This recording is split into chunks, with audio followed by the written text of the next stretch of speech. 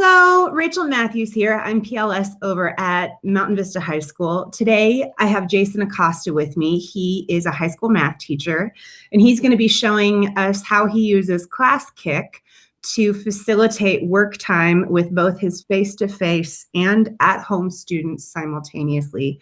Jason, thanks for being here today. Thank you for having me. Yeah, sure thing. So when you first log into Classkick, this is what you'll be greeted with. It's just the basic kind of assignments page. To actually go ahead and add an assignment, you can just go into the top right and click the green little plus. We're going to go ahead and just create from a file. And so what you can do here, you can either just click next to put the entire thing in here, or you can click and drag to just put certain parts of the assignment in. This is really helpful when you have like bigger assignments or multiple questions that you want to split up. And then we just go ahead and click next. It'll show you a quick little preview and then add a new question into it. When you get into the actual assignment, we can just click into the individual slides, and this is what we just actually put in there. We can go ahead and move this around and format it however we would like. The way I really like using Classkick so far is that it gives me a nice way to look at every single person working on an assignment at once. And so in here, it actually gives you real-time feedback, something that we're going to go ahead and demonstrate as well. So the first question on here is, what is your favorite animal? Students can go in here and add their own text box if they wanted to, wherever they would like. Or as the teacher side, you can go ahead and add a fill-in-the-blank question right here. And when you put in a fill-in-the-blank question, you can add an acceptable answer. I'm going to go ahead and say that my favorite animal is a dog. Again, it would just be based off of your content, and you can even set points to it. This is really nice when you're giving like a quiz or an assignment that you just want Classkick to grade for you, and it makes it really easy.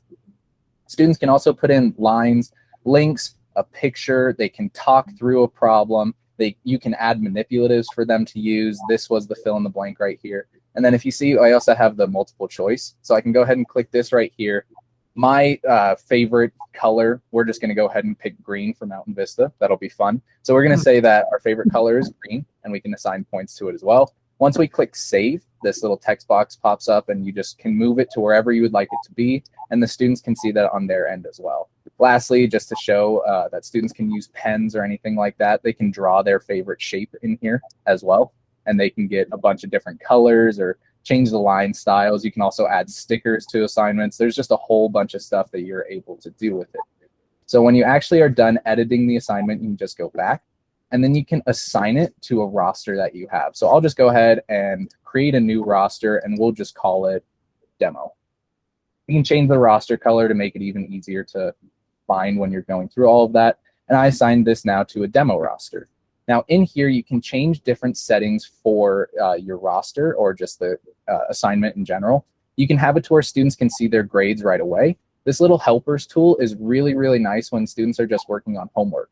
What this allows students to do is they can actually ask other students for help while they are still working on the assignment. And it's just a private kind of one-on-one conversation, and it can even be anonymous if you want it to be.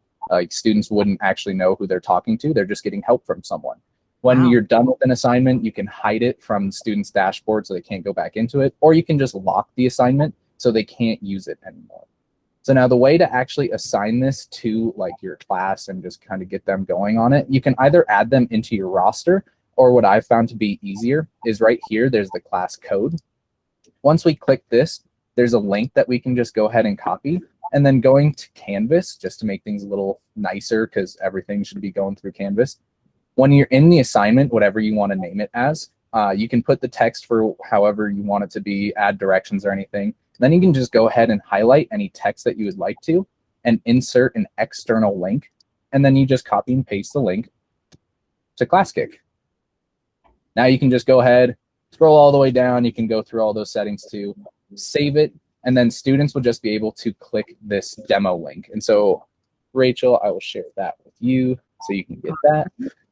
And so now we can talk about how you can actually use Classkick in your classroom while students are working on stuff. So once they log into it, you can go ahead and go to view work.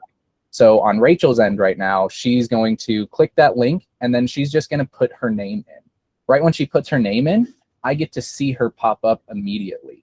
And so I can go ahead and view all the slides to this, or if you have an assignment with multiple slides, you can go ahead and just view like one slide at a time. You can sort it by like who's doing really well on the assignment. You can sort it by last name. There's a whole bunch of filters in here too to make the thumbnails smaller so that you can see like more of your class in here. You can also hide the people who haven't started. You can hide people who aren't even in here. You can hide people who haven't done anything. And you can hide student names, which is really helpful for grading. There's more settings too, but we can go look in here. And Rachel is actually working on this assignment right now. And so right when she draws anything in here, we'll get to see it also in real time, which is just really, really nice. So she went ahead and started drawing her favorite shape, which looks to be a star. But the other nice thing too is that in the top right, kind of over here where I can see the grade, but Rachel can't currently, she can go ahead and click this little hand right here. And she can just raise a hand in general to tell the teacher that I have a question. And so on the teacher side to this, if you're just looking at your entire class, you'll see this little yellow hand, and you'll also get a notification up here.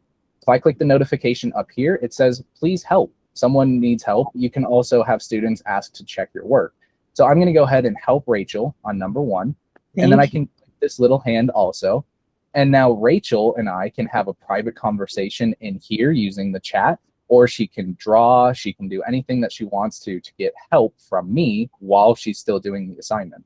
Do you want to talk a little bit about what happens if a kid puts an answer in and the system recognizes that it's not one of the acceptable answers, but maybe it actually is?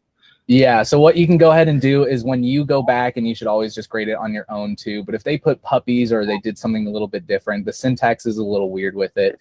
But in the top right where it says 2 out of 4, we know that this question was worth 2 points. This one was worth 2 points, so the total is out of 4. If puppies are good enough answer for us, we can go ahead and just change that to 4 points, and it's all good. But you can also put in multiple different answers that you think students might say. And so that really helps. It doesn't just have to be one answer. The other thing I found helpful too is, especially like for my geometry classes, in here, students can take a picture of whatever work they're doing and just put it right into this. So if they didn't want to draw, you know, like with their pen or anything like that and try and show their work or make a line or anything like that, they can add a picture in from either their computer camera or they can upload one from their computer.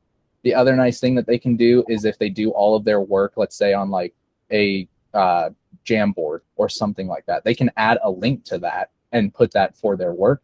And they can also even talk through the question on here. Yep, so there we go. Rachel just put her picture in there. But yeah, so they can talk through the question even, so they can just kind of tell you, you know, what they're thinking and what's going through their head, so you can give them credit. When we have some students who are in class and some who are at home, I get to see every single person, exactly what they're working on in real time, and be able to help every single student just all at the same time. It's not like you guys are in class and you're working on whatever, but then I have everyone else who's at home who I'm not really sure what they're working on. I can see in real time everything that they're doing, and I can go ahead and help them as quickly as I can. That is so cool, Jason. Could you really quickly show us just a screen of maybe a past assignment you've done with students so we can see Absolutely. you're able to see multiple students in multiple places at the same time? So I'll just go to like one of my first quizzes, and we can go to view work. And so in here, you can see just everything. Any students that got something wrong, just a lot of the geometry stuff, you can see that, you know, some of these questions, it marks them wrong, but they're actually right. Okay. But yeah, there's just a whole lot of stuff. The green means good, obviously. The yellow means like they got it partially correct. And then if that's just a little too much to see at one time, you can also do this shrink thumbnails. And so you can see even more. You can't see their exact work, but on any student who's like really struggling with it and they got like a red or they get a couple reds in a row, you can go ahead and help them. And again, you can also sort it from like grades. Let's see who's doing just awesome and just doing great on everything. Or you can do it the other way around and say, okay, who really might need some help like moving forward with this? I love this. So in some ways it's a real-time formative assessment tool for you. And then it also allows you to engage, offer additional support, feedback, help kids, whether they're in the room or not, with an immediacy that can be difficult when half your kids are sitting in desks in front of you and the other half are somewhere else joining via Google Meet or remotely. Thank you so much for sharing this. What I love is not only that you've discovered a great tech tool that can sort of help us feel connected to every kid in real time, even when one cohort's at home and the other's in person. But I also love the way you're thinking about using it within your own instructional model. Where does this make sense to use? And really, it sounds like what you're thinking about is how can I identify those kids who need a little extra help so that I'm able to support them. So thank you, Jason, so much for sharing. I really appreciate it. Yeah, happy I can help out. Awesome.